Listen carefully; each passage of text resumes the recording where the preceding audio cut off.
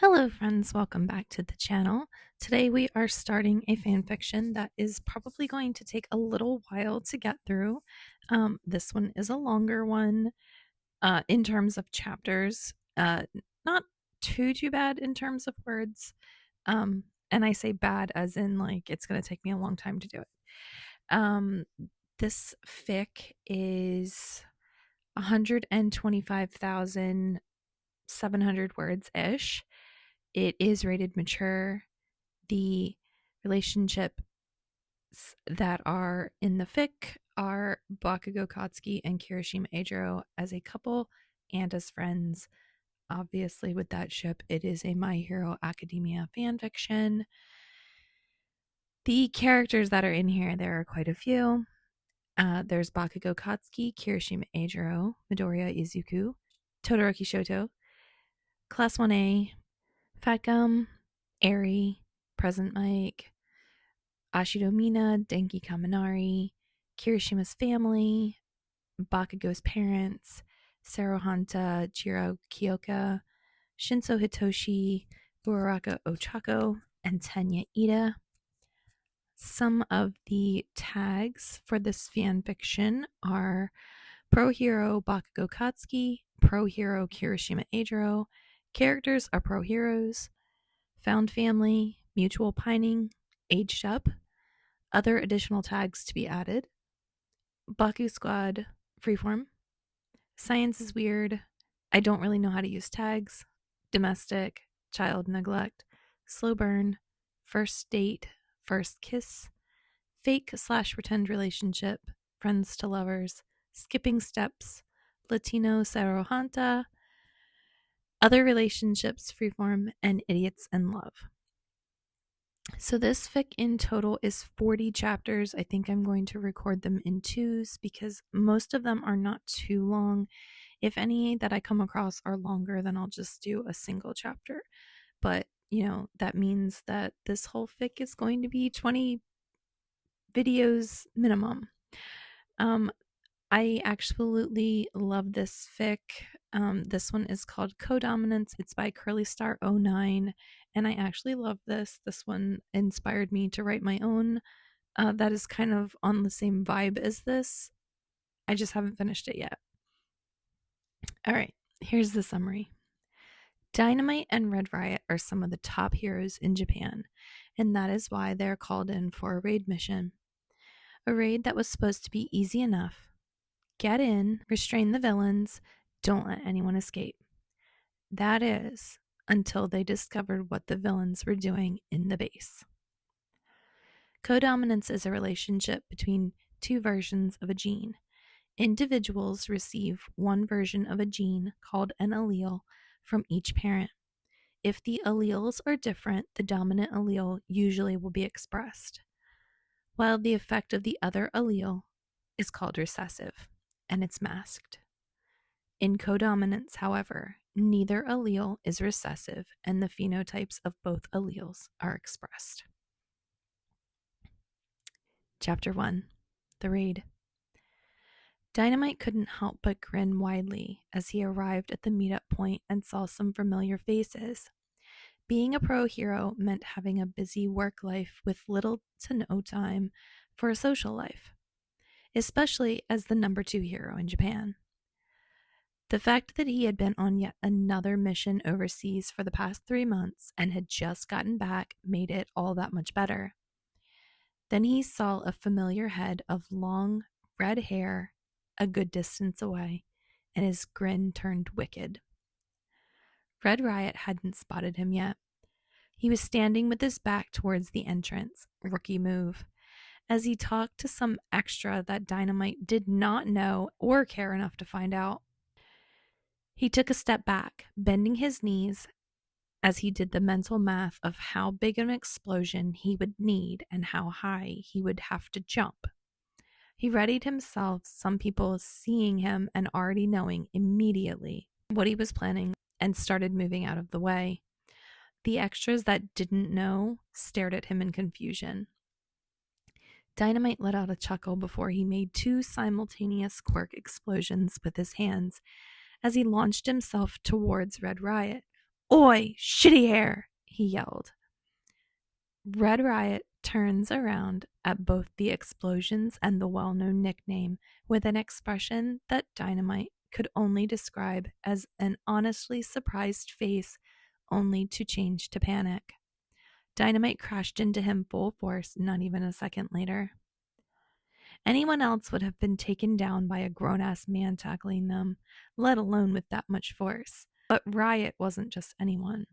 The pro hero had activated his quirk, becoming unmovable and taking a step back with the impact to not hurt his best friend or himself. Why didn't you tell me you were back? Red Riot explained with a roaring laugh. His arms around Dynamite, who had his legs wrapped around the taller hero's waist as they hugged. I just got back in last night. Got called to this bullshit before I had even woken up, Dynamite explained, letting his legs drop to the floor, the grin wide on his face. Riot's arms let go of him, but found its way to the blonde's shoulder. I didn't even fucking know you were in town. Weren't you on a mission in Fukuoka or some shit? Riot let out another laugh. That was a 3-day mission within the country. You were abroad for how long again? Don't try and be a smartass, Dynamite warned him with a playful shove. It was great being around his best friend once more. It never did feel like he was back home until he saw the redhead. The way he smiled at him made his heart race, and he never felt as relaxed as he did when Red Riot was around. Says the so-called pro who almost knocked me down, Red Riot countered, in a professional setting among other peers. He added with a sigh of disappointment. Oh, stop fucking whining, you. Kachan, welcome home, Deku said with a bright smile as he walked over to the other two pros. Oi, Deku, what the hell are you doing here? Dynamite explained. But the smile on his face as he put the green-haired hero in a headlock showed that he was glad to see him. I was called in, Deku explained as he pulled out of the headlock. Do you guys have any idea what's going on? I was told it had something to do with a raid, but they haven't really told me anything else. This is weird. When it comes to this kind of thing, they usually do debriefs beforehand, but they haven't said anything this time around. I think there are about 20 heroes here in total. Shoto is here too. But he has one of his interns, so he's busy with that. It has to be a large raid for there to be so many heroes in this place. It could also be a stop fucking mumbling, fucking Deku. Dynamite rolled his eyes. If they didn't tell you, like hell they told us. So, should we go out drinking tonight to celebrate your return? Red Riot asked before Deku had a chance to reply. The redhead knew the two well enough to know they were always a couple of comments away from a fight. It didn't escalate to the level it used to back in their first year at UA, but still destructive. Dynamite grinned, ignoring stupid Deku and his annoying mumbling. Fuck yeah, Red. Riot! Someone in the crowd shouted, making the pro hero turn to see who was calling him. Oh, I'll be right back. I need to talk to Snapper real quick. I need to make sure he has some intel I need for another case. Red Riot explained, a hand going to Dynamite's shoulder, squeezing it before turning to walk away. Dynamite couldn't help but watch Red walk away.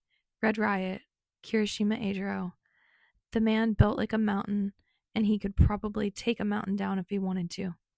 You're staring again, Kachan, Deku teased, taking a step away as he did. Shut your stupid trap, asshole! Dynamite half yelled, half whispered.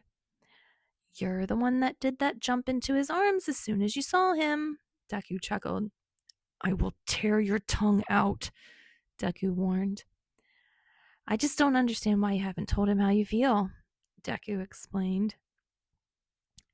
You weren't even supposed to find out. If it hadn't been for that stupid-ass quirk accident, you wouldn't even fucking know, Dynamite mumbled as he looked around the room to make sure no one could overhear them. Months ago, he had been hit by a quirk during a joint mission with Deku.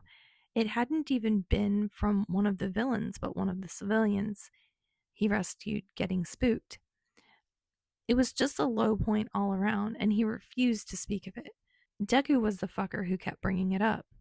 If you just listen to me, Deku started, but got smacked on the back of the head before he could finish.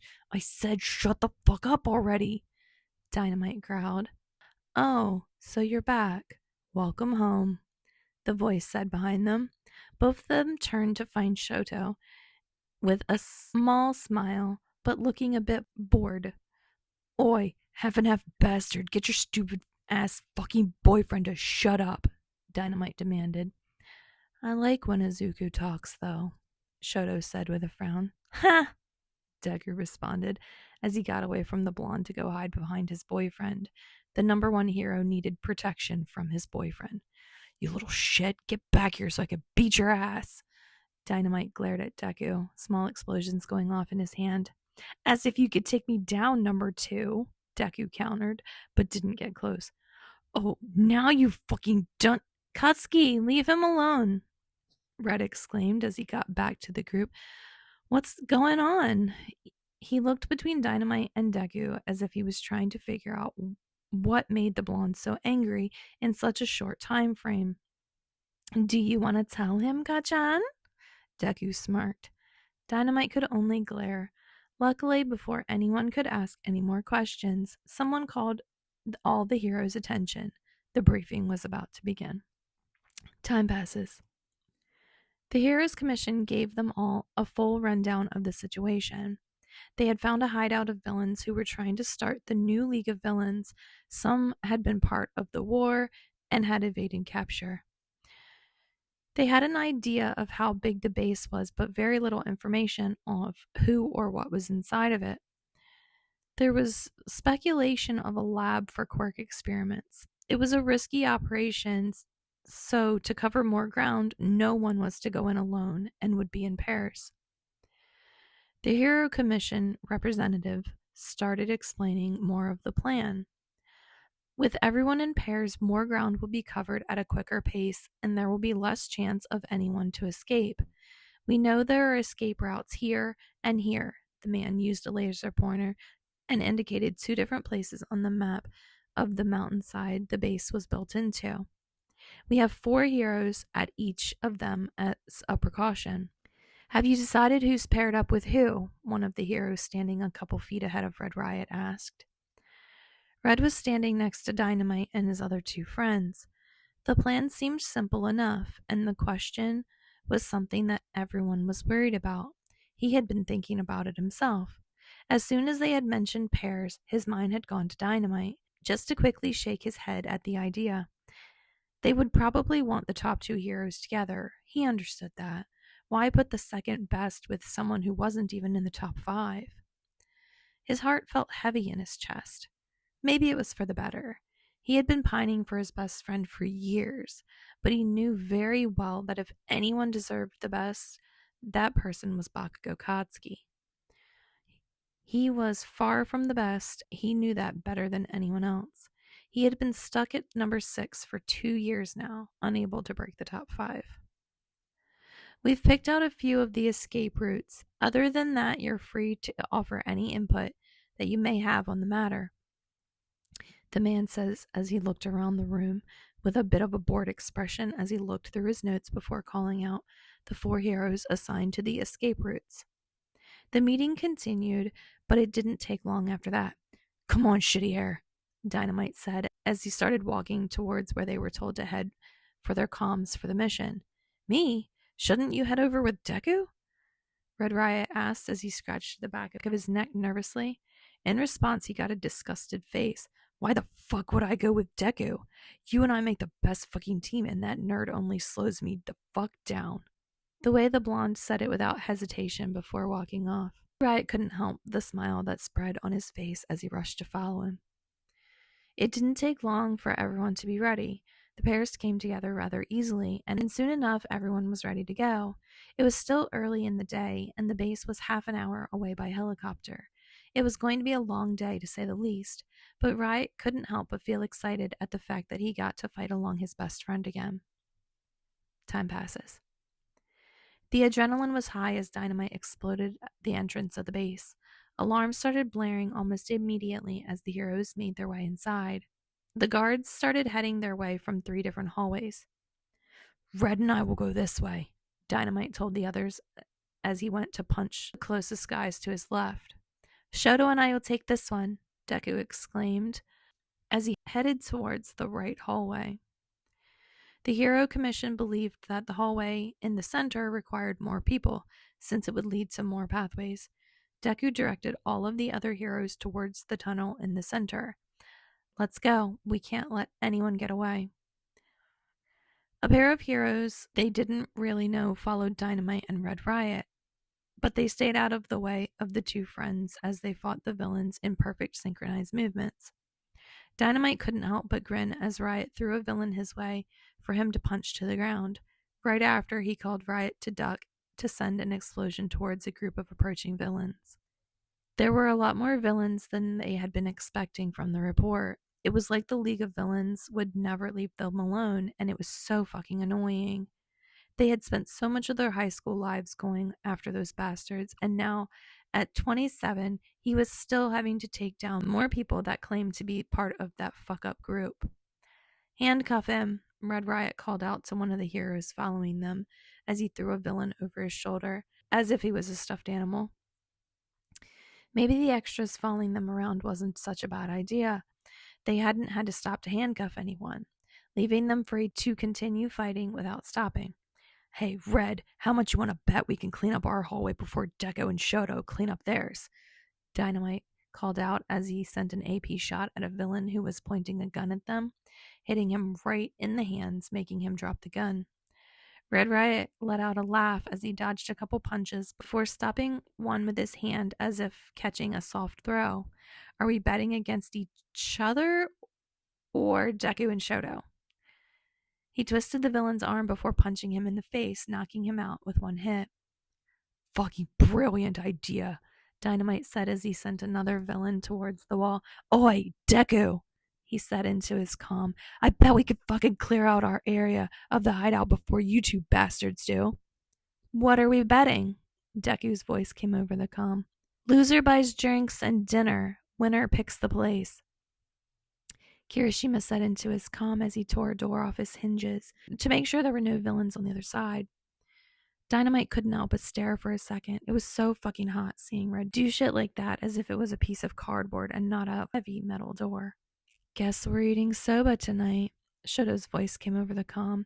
In your fucking dreams, icy hot, Dynamite exclaimed.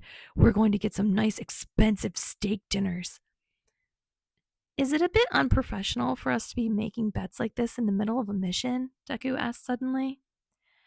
If you back out, you still have to buy dinner, Red Riot said as he dropped to a knee.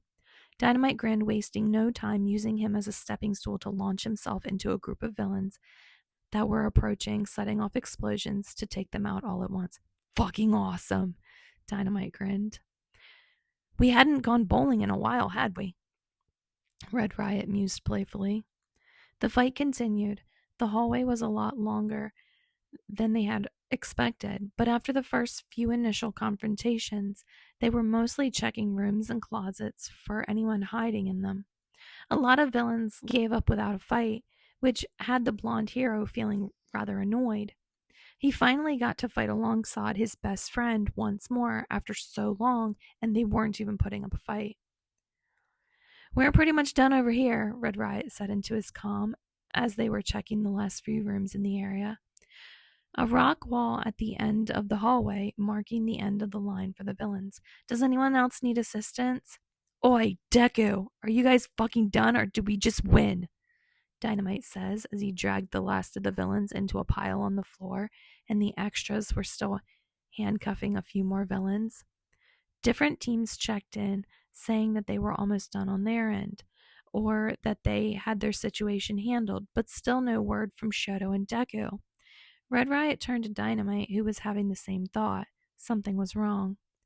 Deku, are you guys all right? Red Riot called into his comm. Still no reply. Oh, fucking shit, Dynamite said as he started running. Red Riot was right behind him. They were halfway back the hallway when Deku came through on the comms. There was a lot of what sounded like screaming in the background. Red Riot, Dynamite, you need to get over here, now! Red Riot turned to look at Dynamite, who was running beside him, a worried look passing between them before they both tried to run even faster. Time passes. Dynamite expected a couple things to happen when he got to Deku and Shoto's location.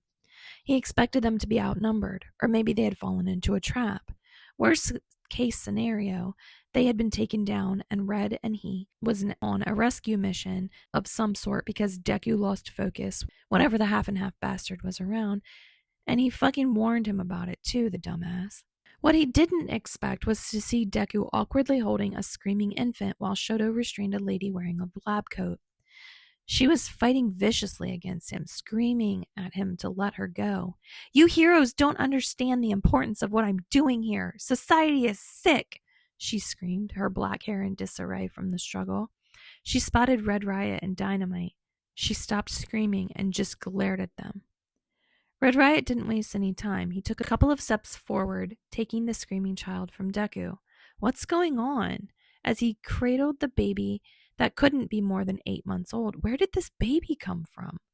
The baby seemed to calm down, now in the redhead's arms. "She was holding a syringe towards him," Deku said, his jaw tight. "We weren't told anything about a child," Dynamite said as he stared at the baby. He had chubby cheeks, wet from tears, bright red eyes, and black hair standing at odd ends. He was only wearing a diaper, and judging by the smell, he needed to be changed. The baby's sobs shook his whole body as he held onto Red Riot's hand.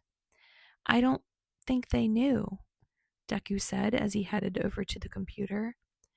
"I'm taking her out with the others," Shoto said, the woman still struggling but was being quiet. "Maybe she will have some answers about this." He started dragging her out of the room as she glared at the child and read. "We'll need to take the hard drive," Dynamite told them as he looked over Deku's shoulder. "They probably tried to delete some shit as soon as they heard the alarms. Maybe some of the techs at HC can restore some of it." "What were they trying to do to you, little guy?" Red Riot said to the baby, who was now staring at him with wide eyes, tears still filling his eyes. "The syringe had morphine in it," Deku deadpan. Dynamite's mouth dropped open. "She was trying to fucking kill him?" He had half a mind to chase after Shoto and kick that bitch's ass. That was a fucking infant who couldn't even talk, let alone defend himself. How fucking twisted could a person be? Dynamite turned to look at Red, who was holding the baby a little tighter now against his chest, eyes wide at the revelation. "What were they doing here?" he asked, just above a whisper, his eyes looking around the abandoned makeshift lab. "I don't know, but we're going to find out," Deku told them. Time passes. They made it back to the Hero Commission's headquarters. The villains taken to detention cells to wait questioning, and the heroes go debriefed. Everyone but Dynamite and Red Riot, who had been ushered to a conference room. Deku had told them he would join them as soon as he got the hard drive that he had taken back to the lab to the techs. Shoto didn't even explain what he was doing as he followed Deku. One of the secretaries had gone to fetch them some things for the baby, diapers and clothes, as well as a blanket to lay him on. "Is he all right?" Bakugou asked as he let his gauntlets drop on the opposite side of the room from where the baby was walking over. Kirishima nodded. "He seems fine. Nothing seems to be hurt.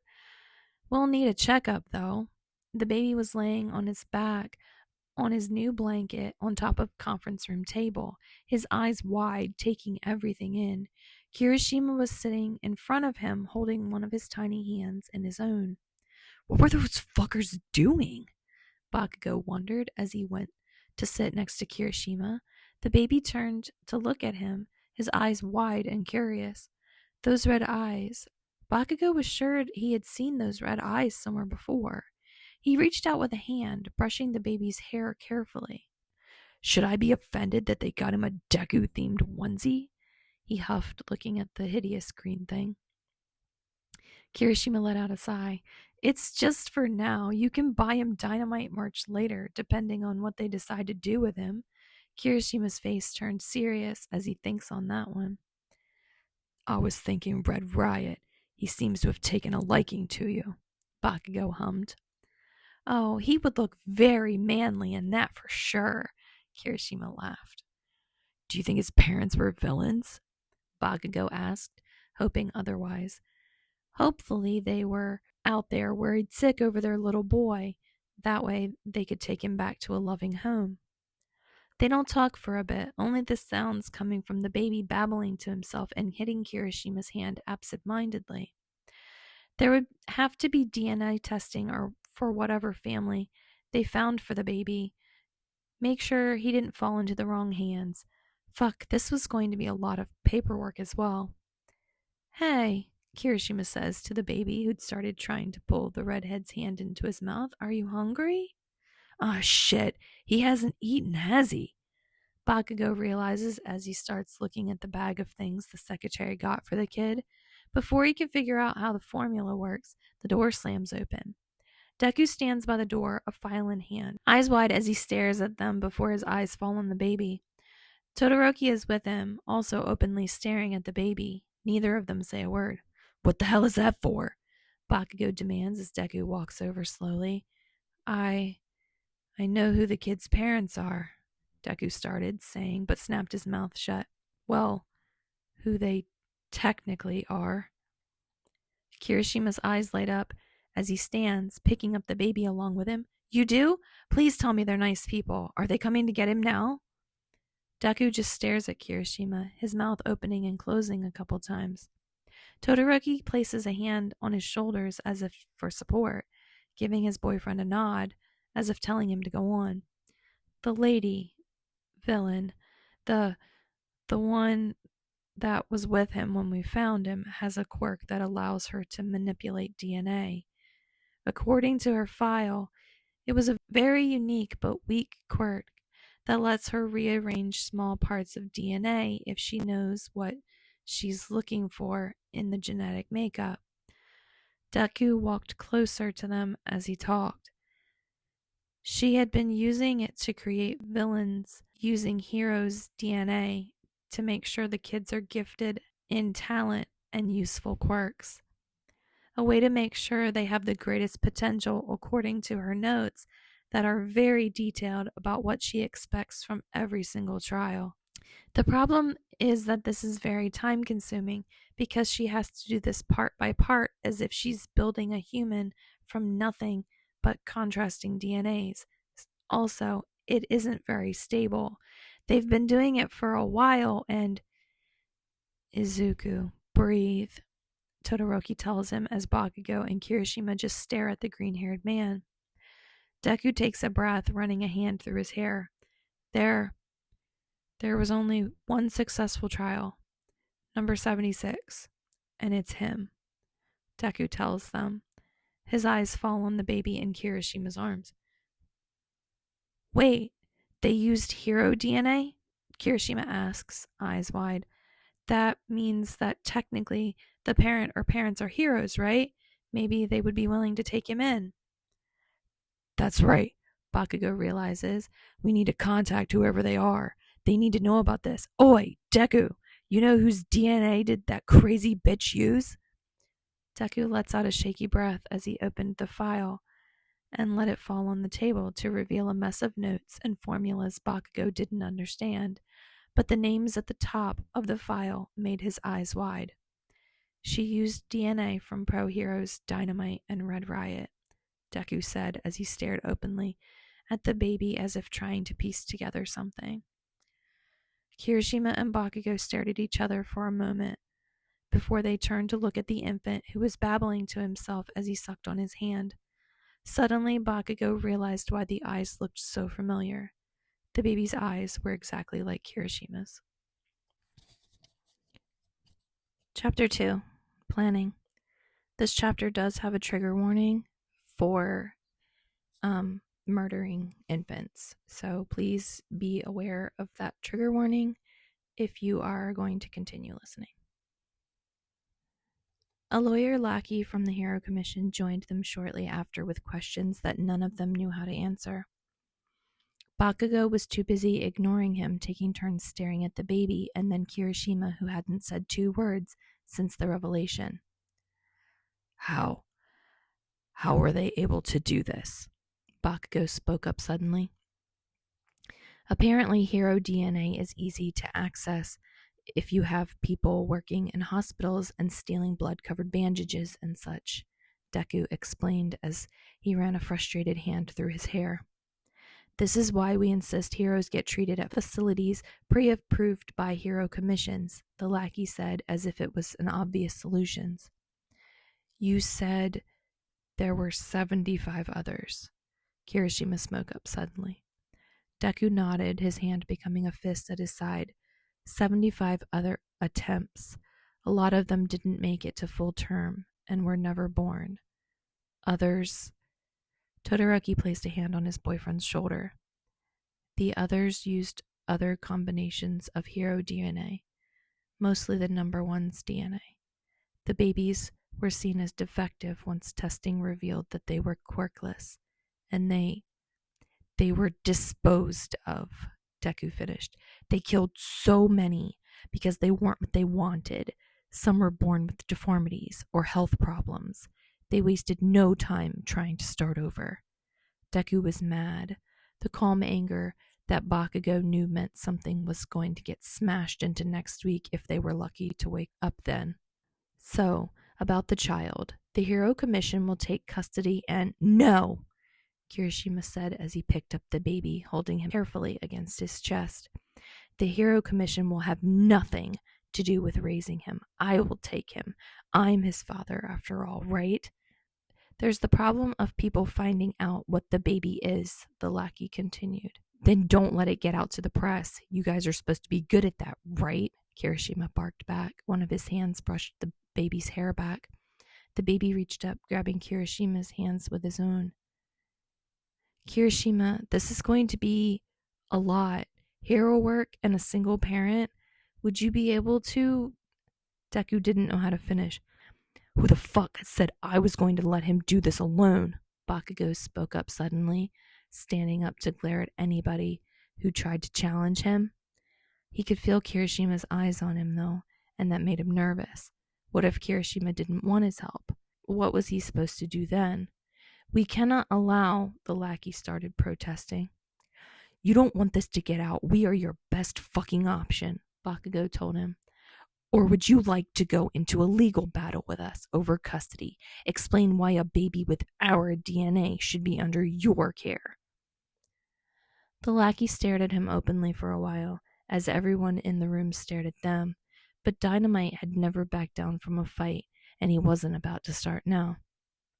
I'll talk to my superiors, he said finally, as he turned to head out the door.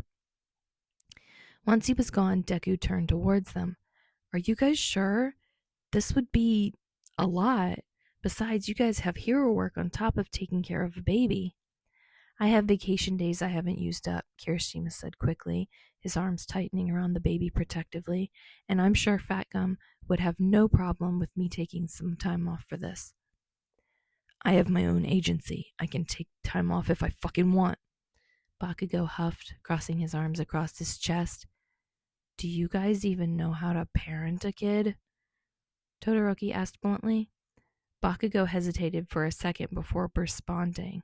It's not like we have any other fucking option. The kid staying here could lead to them trying to make him into an ideal hero. How would that be any different from him still being with the villains?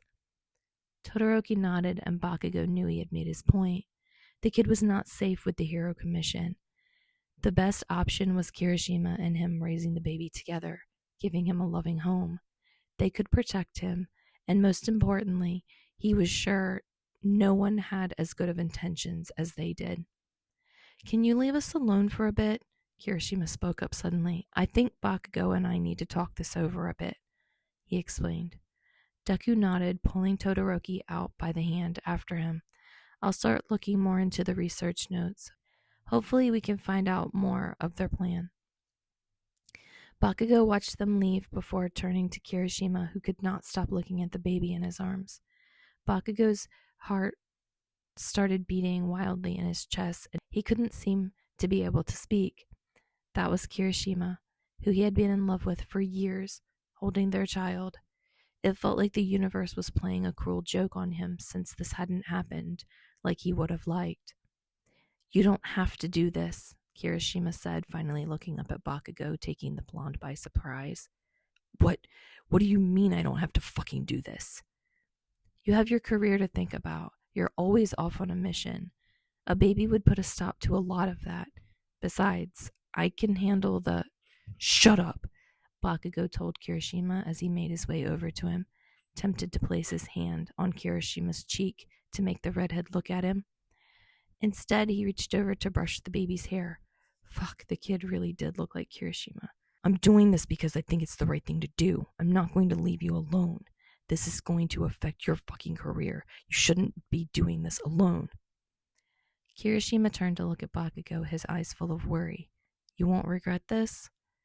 Never, Bakugou answered without hesitation, suddenly aware of just how close they were to each other. The baby was the only reason there was any space between them at all. Kirishima nodded, but Bakugou could still tell he was worried. He would just have to prove how committed he was, but that would probably take some time. You're moving in with me, Bakugou said suddenly. What? No, that would be... I can't do that, Kirishima argued. I have a house. I have enough room for you and the baby. We're going to need to name him. I also have a backyard and space for him to play when he gets older. Could even have a playground in the backyard if we want. Your apartment wouldn't be big enough for the three of us, Bakugou explained, trying not to think too much about Kirishima moving in with him. Fuck, he had to hide a lot of Red Riot merch before then. I guess you have a point, Kirishima admitted. I think Riot would like the backyard space, Kirishima said with a small smile. Wait, you're not going to bring your dog along. He could hurt the kid, Bakugou huffed. He would never. He's a sweetheart. You just judge him harshly from that one time he jumped on you, Kirishima said with a laugh.